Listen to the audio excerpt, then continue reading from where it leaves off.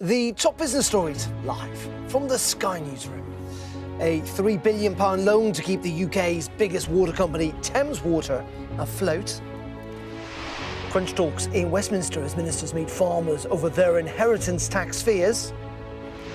Plus why Donald Trump has his eyes on Ukraine's minerals.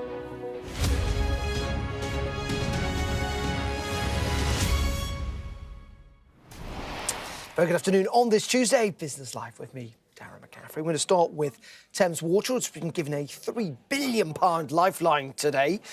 The UK's biggest water company is struggling with £16 billion worth of debt. The £3 billion loan, approved by the High Court this morning, will buy the company some time to try and help sort its finances. Well, the Liberal Democrat MP, Charlie Maynard, has given evidence to the hearing, claiming that Thames Water should be put into administration. He told our business and economics correspondent Gurpreet Narwan that it's customers who will end up having to pay the price. Well, I'm disappointed. Obviously, I think it's a real pity because it's not standing up for the customers at all. So we've got 16 million customers who are going to be royally stiffed by this. Their water bills are going up £19 a month from April. That is going to be funding massive interest expenses and banker fees. It is not going to be funding our sewage treatment works and our networks, and that's where it needs to go. So first chunk of money in is 1.4 billion. 900 million of that is going straight out the door to interest expenses and fees. So what do you see as the alternative? What should the judge have said today? We need to cut the rope here. We should be putting this company into special administration. It has 20 billion of debt. It had cash coming in last year to March of 1.2 billion. So it's got 20 billion of debt, 1.2 billion of cash coming in. So that makes no sense. So what we need to be doing is put it into special administration, you and I know as bankruptcy, sort out its debt, sort out its balance sheet, get it in shape so when it comes out of special administration, it can be able to spend what we need to spend on our sewage treatment works. So the government, the Treasury doesn't want to take on Thames Water. It doesn't want to have to deal with taking on, its debt onto its balance sheet. It's going to be expensive for the taxpayer, isn't it? A temporary nationalisation? The key point word there is temporary. So this is temporary, yes. So they're going to have to cover that debt, but they'll get it back. And don't take that from me, take it from the other side's advisors who admitted this, that all the money the government puts in, it's super senior, it's at the top of the pile. So they get it back. All of it. Take it from Professor Sadita Helm, who also says the same thing, and the judge, it's in the judge's ruling as well. So that really counts. So this isn't actually coming out of taxpayers' pockets. This is just a sensible thing to do. I guess in the long term, the company then becomes viable. Long term, as in 1 to 2 years. So we're not talking decades. Yeah. So it's like let's grow up, take responsibility for the situation, deal with it, and we're all much better off for it. So why are they so reluctant to do that if it makes so much sense? Ask them. I think they probably might. We can't face another problem, but it's like this government ought to be standing up and making a difference to what the last Conservative government does. And something that we as Liberal Democrats have been campaigning on and on and on about. It's like we need to be taking responsibility for these problems and fixing them. And this today is not fixing it. And what about customer bills? Because they're also appealing the 35% on them. Yes. So all those customers are getting £19 a month from April. And who's paying all those enormous interest expenses and all those enormous fees? You are. The customers are. And why is that? That makes no sense. In special administration, net, it would be much, much cheaper because the government does need to charge 10%. You're not paying all these crazy advisory fees, and you're getting on with dealing with the problem rather than basically doing there's going to be another restructuring process if this one goes through in another 6 months, which is going to cost as much. Okay. Are you planning to appeal the decision? Yes, I am planning to appeal. If the judge lets us, yes, we will definitely be appealing because the customers need to be represented, their interests need to be represented, and without us appealing, they're not. When's that going to happen, do you think? I think in the next few weeks. Let's get more on this with Ewan McGahey, who is Professor of Law at King's College London, who's been following the situation with Thames Water for some time, and it is quite the saga, isn't it, Ewan? I suppose the first question here is, what's your interpretation or your response to today's judgments? Well, it just prolongs the pain and raises the costs for bill payers. They've been told that they can get a £3 billion loan, but that loan is going to cost nearly £1 billion in interest fees over 3 years and lawyers' fees. And so that works out to about £260 per household in the Thames Water basin. What really needs to happen is that the government needs to step in and put the company out of its misery, end this debt-ridden farce, and also a company that's got one of the worst pollution records in the country, make it lose its license. And then for all the banks who've now loaded up Thames Water with almost 20 billion of debt, if this loan is finally approved in the appeal courts, they need to take a haircut, potentially down to zero, because they've already received billions in interest repayments. So the government is worried about taking action because it is worried that it might be saddled with debt, but under the law, that's not an option that needs to happen. Why is the government trying to do almost everything to avoid nationalisation? Well, I think that we should distinguish nationalisation from putting a company in special administration. I mean, nationalisation is where you compulsorily purchase a company usually, and you'd have to pay compensation to reflect the usually market value of the assets. In Thames Water's case, it is so debt-ridden that it is insolvent. It's just relying on bill rises so that it isn't forced into an administration procedure. And also, it's a company that's polluted so much that there are very good grounds for making it lose its license. So special administration is not quite the same as nationalisation. It means removing the existing management of the company, and various things could happen. The company could be transferred to a new private sector body, like Bulb Energy went insolvent, got transferred to Octopus Energy, or it could be transferred to a new debt-free public entity, like when Railtrack went insolvent, it was transferred to Network Rail. That's really important, and the government doesn't need to take on all the reckless debt that's been built up. And we should probably set this in some context. I mean, Thames Water is massive, isn't it? In the sense that it supplies water to nearly a quarter of all UK households, employs some 8,000 people. That's right. It's a massive company, and the bigger picture is that England is completely extreme in the level of privatisation of our water resources. 90% of the countries around the world have water in public ownership. Outcomes are better. England has now a water bathing quality record, which is the 5th worst in Europe. It was below Albania a year or two ago.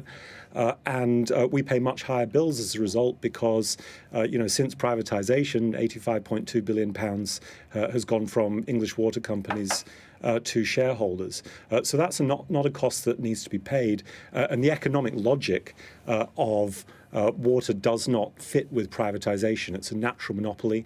And so, water companies are always going to put their bills up to the maximum amount enabled by the regulator. We've just got to have a systematic change to bring our standards up. Yeah, indeed. And I saw just a sign of what a mess the water system is, that Southern Water today has also received an injection of funds, given the trouble it is in. Ewan, for the time being, from King's College London, thank you very much indeed. Thank you. Thank you. Now, farmers say they're disappointed after meeting Treasury officials today to discuss incoming changes to inheritance tax rules. A 20% levy will be applied on agricultural land worth over £1 million from next April. The Chancellor has previously insisted the plans won't affect most farms. Well, our correspondent, Dan Whitehead's been speaking to the National Farmers Union.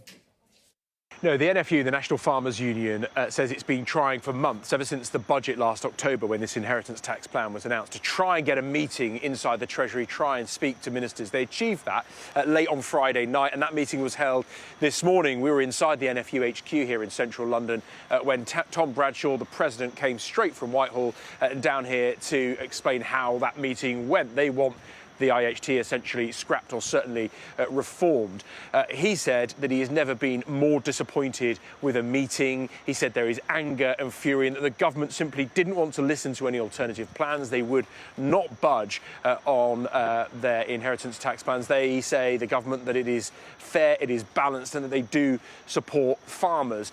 there's real concern amongst the farming community for a number of reasons. One concern is that this 7-year rule that you can, if you pass your farm down and you don't die within 7 years, you will not have to pay inheritance tax. We've spoken to farmers in their late 80s who right now are considering their options, because they say that if I live past April the 1st, I am going to cost my family hundreds of thousands of pounds. So they're really concerned. I caught up with Tom Bradshaw, the NFU president. This was his reaction. There was absolutely no empathy for the section of our community that are in the eye of this storm, that don't expect to live for 7 years, whether they be young or old. If they don't expect to live for 7 years, they have no ability to plan. There was no empathy for those people. There was no interest in what it meant for business investment, for delivering the economic growth that we're told is so important. There was no interest in protecting food production and food security. And there was no acceptance that they needed to reconsider the policy. The government insists that these inheritance tax plans will only affect the biggest 500 farms. Farmers across the country say that those figures are wrong. It's going to affect thousands and thousands of farms and make them financially unviable. The NFU is saying to the government, look, let's just change this to a clawback system, whereas if a farm is inherited from the parents to a son, for instance, when that son, if they decide to sell it, that's when you tax them, not just on inheritance. The NFU said the government is simply not listening to that idea. The question now is, what next? We're hearing of more protests coming in March. They've got a few months, really, to try and change the government's mind before finance bills go through and the budget in October. Dan Whitehead, though, with the very latest on those farmer protests. Now, as we await the outcome of today's talks in Saudi Arabia, one of the big questions facing Ukraine is the future of its mineral riches. President Trump has told Kyiv that he wants to access Ukraine's huge deposits of critical minerals such as lithium, titanium and graphite in return for financial and military support.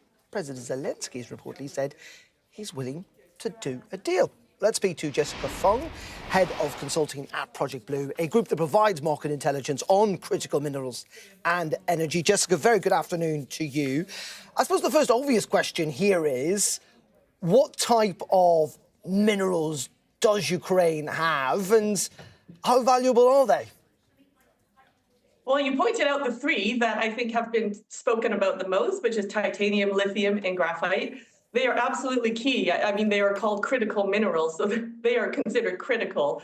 Critical being that they're used in critical industries like energy, electricity, technology, as well as the fact that from a supply perspective, they're very, very concentrated in specific parts of the world. And so sometimes difficult to access with sanctions and whatnot, especially when we're thinking about titanium. And where are they? Because there's lots of discussion about whether these minerals, if you like, are in the east of the country, in the Donbass region, for example, where Russian forces are essentially occupying that land. Yes, so they are spread out through Ukraine. I think there is a concern because Russia is occupying parts of where these minerals are. So in terms of Trump asking for Ukraine's strategic reserves, maybe this is meant to be part of the negotiations, but it's not clear at this point. Yeah, that's the really interesting thing is, how much do you think, I know you're not a political expert, but we've seen this in the past, haven't we, particularly with President Trump, where things like minerals do matter to him. And this couldn't it be part of the negotiating possibilities between the United States, Russia and Ukraine? Absolutely. I think there are few things in the world that matter as much as raw materials for technology and energy utilization. It could be part of the negotiation tactic because the question is, what else is there to negotiate? This is something that is very tangible. It is something that Trump has spoken about a lot. You can put a value on it. So that all makes sense from that perspective. I suspect there will be other things that come into the mix, but it's something that's just very tangible. And so it's easy to talk about, because you can quantify it. Indeed, in saying that, our economics editor, Ed Conway, has written a piece, and I encourage everyone at home to read it, about this just this afternoon. And he says it's unclear whether Ukraine-US rare earth saga is a masterstroke or colonial appropriation. This idea that actually, is President Zelensky kind of leaning too heavily into this to try and get the Americans on side? And maybe it's not quite as valuable as he would like us all to think. I read somewhere that there was a $500 billion price tag on these critical minerals. I actually don't think it's that high. So that being said, again, this is something that can be negotiated. As we know, raw minerals, they sit where they happen to sit. And there are plenty of international players that will extract and refine and process and use these minerals. So the fact that it's a global type of industry is not a surprise. And again, as you pointed out, it's something that Trump has spoken about in the past. The Biden administration also spoke a lot about critical minerals and ran a lot of policy around that as well. So it is something that is very, very important, I think, to America and has gained a lot of traction, particularly over the last 5 or 6 years. Yeah, fascinating, isn't it, how the economics and maybe business reality, particularly of these rare earth minerals, may well play a part in the diplomatic negotiations taking place in various parts of the world. Jessica, really appreciate your time this afternoon from Project Blue. Thank you very much indeed. Pleasure. Thank you. Very interesting. Right, coming up on Business Life after the break, looking at the markets this afternoon. FTSE barely moved today, explaining that and also the latest data when it comes to employment and wages in just a couple of minutes. Stay tuned.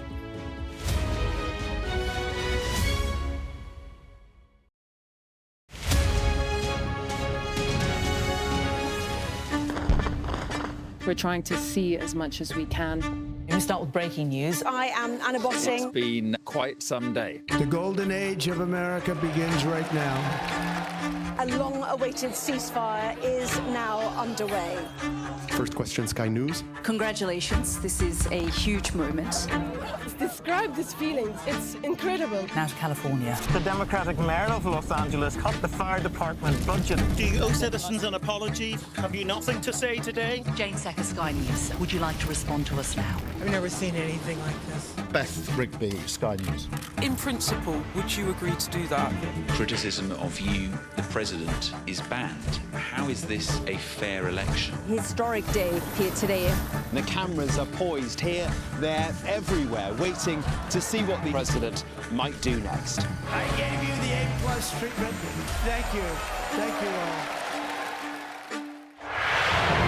all. I'm James Matthews, and I'm Sky's US correspondent, based here in Washington, D.C. I've covered some of the biggest stories in the world.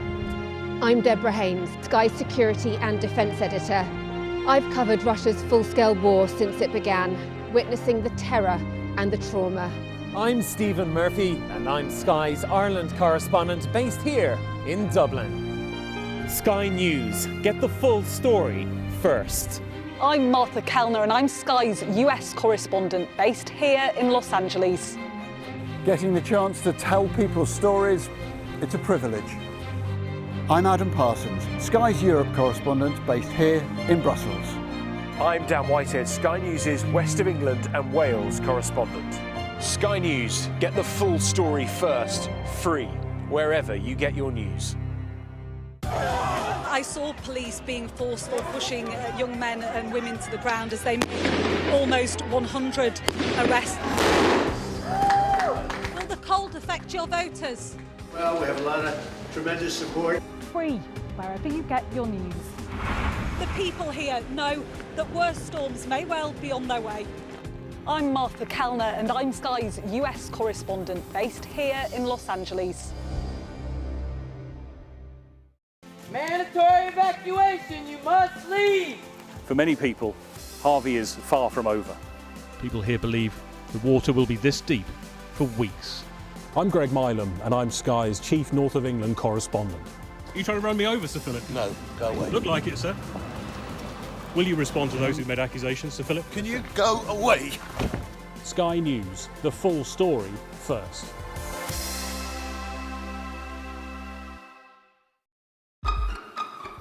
We've got your Sunday mornings covered. From the front page and the sounds of the streets to the voices of the people who make the major calls and big picture politics beyond Westminster. We'll put you at the heart of our story. I'm ready. Are you? Join me, Trevor Phillips, Sunday mornings on Sky News. This is the game changer seat. Look, it even comes with binoculars.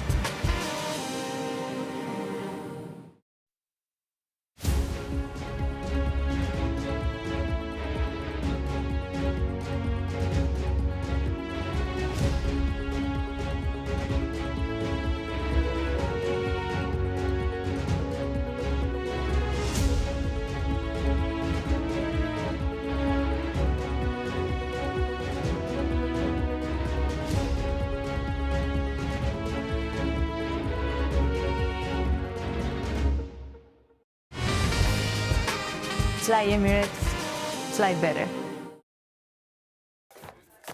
Welcome back. Now, wages have risen again, but there's been no change in unemployment. Office for National Statistics, average regular pay rose to 6% in the 3 months to December. That was up from 5.6% in the previous 3 months. It means that wages outstripped inflation by some 3.4%. Job vacancies were down again, though, a drop of around 9,000 to 819,000 in the 3 months to January. But the number of workers on payrolls rose, up 21,000 during the month of January to 30.4 million. And the unemployment rate remained unchanged at 4.4%. Well, let's speak to Arturo Briss, who is Professor of Finance and Director of IMD World Competitive Centre. Very good afternoon to you. We're going to kind of look globally, if we can, in a second. But here in the UK, there is concern about inflation, isn't there? Because wage growth continues to rise. Well, I think if we take a longer perspective, if you take the last 10 years, I think there have been two problems in the UK economy. Number one is productivity has grown very little, at an annual rate of about 3.35%, or for a total of 3% over the last decade. And salaries, in real terms, have not grown much more than that. So I think what we have seen is that there has been a significant drop in prosperity in the UK, which has been translated, for example, in the IMD World Competitiveness Ranking, in a drop in the UK ranking from the 16th position to the 28th position out of 67 countries in 10 years. So I think that the increase in salaries of the last 2-3 years is actually welcome. It has its dangers and its problems, but it's something that if we want to recover the prosperity that we had 10-15 years ago, something that we need to see. And when it comes to interest rates, it'll be interesting to see how much the inflation figures tomorrow feed into that wage growth too. But most people here in the UK seem to expect that the Bank of England will continue to cut interest rates. I've seen that Australia's cut interest rates for the first time in 4 years since the pandemic. Globally, are we still looking at central banks on the whole cutting interest rates this year? Certainly. And I think following the policies in the United States and in other big economies, for example, the European Union and the Euro area, we're going to see drops in interest rates in the next years. I mean, Switzerland, we're already expecting that in the next couple of years, we're going to have interest rates back to 0%. And I think the UK is following the same trend. It is necessary. I think it is welcome. It is not going to have a massive relationship to inflation or unemployment, but I think it's something that we needed to see after the pandemic. And just finally, Arturo, what's your view on the world economy? We're just talking about Ukraine before the break.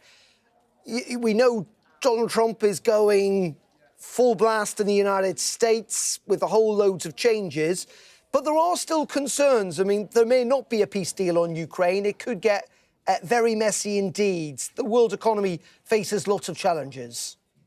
Certainly. My center has been analyzing prosperity and competitiveness for the last 30 years. And I think one of the keys to having a prosperous society is to be open to trade and to have a global economy. So certainly what we see is going to be detrimental to overall prosperity all over the world. I think the whole global economy is going to suffer. And some countries are going to suffer more than others, the ones that are more exposed to overseas markets. but this is going to be costly in terms of quality of life, salaries, prosperity, and so on. OK. Arturo, really appreciate your insights this afternoon, live for us there in Switzerland. Thank you very much indeed. Thank you. OK, that is it for me on Business Live for today. We're back with a special edition tomorrow. We're going to be live in Harrogate talking to Tim Martin, of course, the founder and chairman of Wetherspoons. We're talking to him about inflation, the economy, the future of the British pub indeed. We also want you to send in some questions. Just go on the Money blog on our website or the Sky News app, and you can submit questions to us that we may well put to Tim Martin tomorrow. So join me that for a special Business Live on the day inflation figures are released live from Harrogate tomorrow morning at 11:30 and 4:30. Up next, though, it is Mark Austin with the News Hour at 5. And I'll see you tomorrow. Have a very good evening. Goodbye.